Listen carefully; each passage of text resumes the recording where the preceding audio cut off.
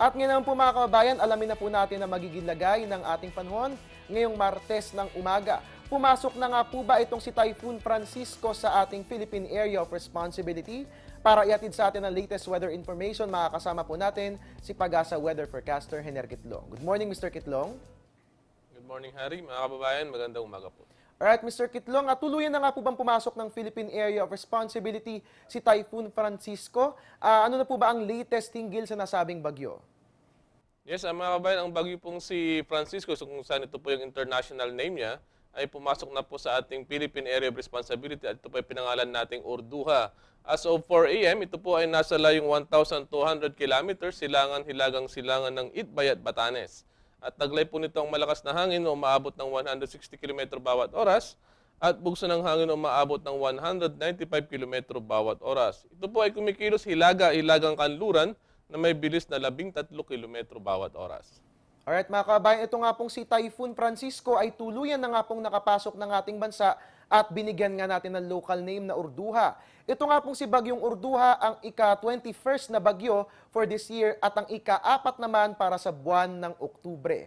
Mr. Kitlong, pag-iibayuin po ba ni Typhoon Orduha ang hanging amihan? Direkta ba tayo maapektuhan ng nasabing bagyo? Well, masyado pong malayo ang bagyo pong si Orduha kaya hindi po ito makakapekto sa ating bansa. Subalit mapapalakas naman niya itong amihan o yung northeast monsoon.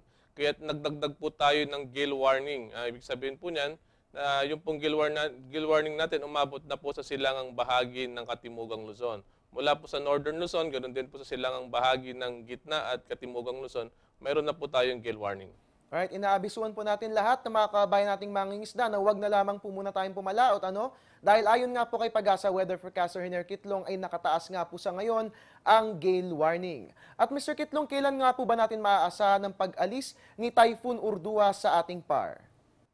Kung hindi po magbabago yung bilis at galaw ng bagyong si Orduha na north-northwest at 13 kph, ito po ay inaasahan na bukas din po ng hapon o kaya ay gabi ay makakalabas na rin po ng Philippine Area of Responsibility patungo po ito ng Japan.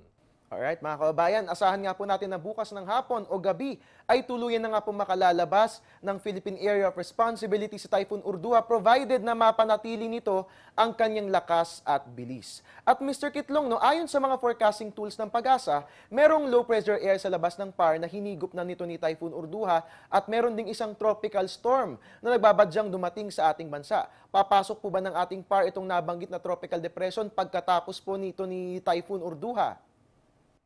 Well, kung pagbabasihan po natin yung mga forecasting tools, ganoon din po yung lahat ng mga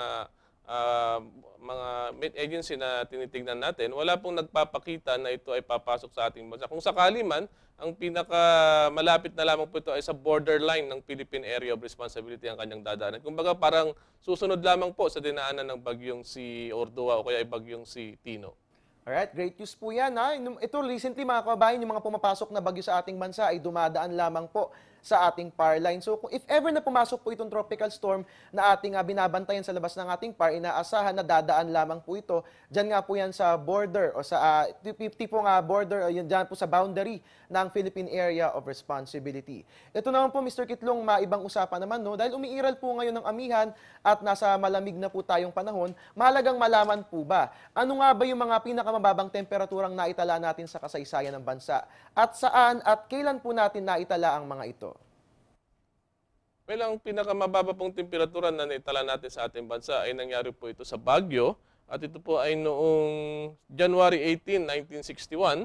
Nakapagtala po tayo ng 6.3 degrees Celsius. As of now, hindi pa rin po ito na-break o hindi po tayo nakakuha ng pinakamababang temperatura maliban dito. Samantalang dito naman po sa Metro Manila, dito po sa Science Garden sa may Quezon City, nakapagtala din po tayo noong February 4, 1987. Ganun din po noong December 13, 1988, nakapagtala po tayo ng 15.1 degrees Celsius. Ito na po ang pinakamababa na naitala po dito po sa Metro Manila. Samantalang dito naman po sa Tugigaraw, nakapagtala po din po tayo rito ng 12.2 degrees Celsius at nangyari po ito noong January 10, 1949.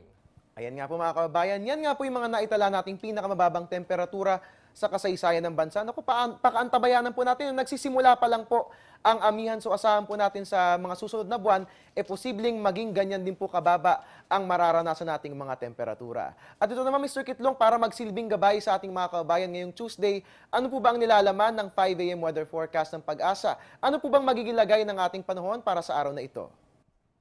Well, para naman po sa magiging taya ng panahon, ang Mindanao ay magkakaroon po yan ng maulap na kalangitan na may kalat-kalat na pag-ulan at pagkidlat pagkulog. Samantalang dito naman po sa Metro Manila, ganoon din po sa region ng Ilocos, Cordillera, Cagayan Valley, Central Luzon, ganoon din ang Bicol region. Ito naman po ay maapektuhan ng Northeast Monsoon, yung tinatawag nating amihan. Kahit magkakaroon lamang po ito ng bahagyang maulap na may pulo-pulong mahinang pag-ulan. Yung nalalabing bahagi naman po ng Luzon at Kabisayaan, magkakaroon din po ito ng bahagyang maulap, subalit may mga pulo-pulong pagkulog pagkidlat na maaaring mangyari. Alright, maraming salamat Mr. Kitlong sa inyong ibinahaging information tungkol sa lagay ng ating panahon.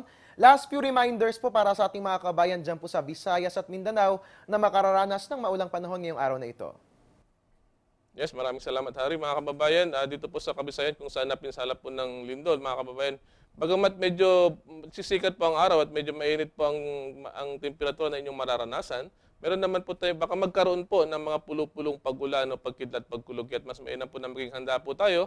Ganon din po sa mga kababayan nating nakatira dito po sa may Northern Luzon, ganon din po sa Eastern Seaboard ng Central at Southern Luzon. Meron po tayong gill warning dyan. May kalakasan pong pag-alon ng karagatan sa lugar na yan.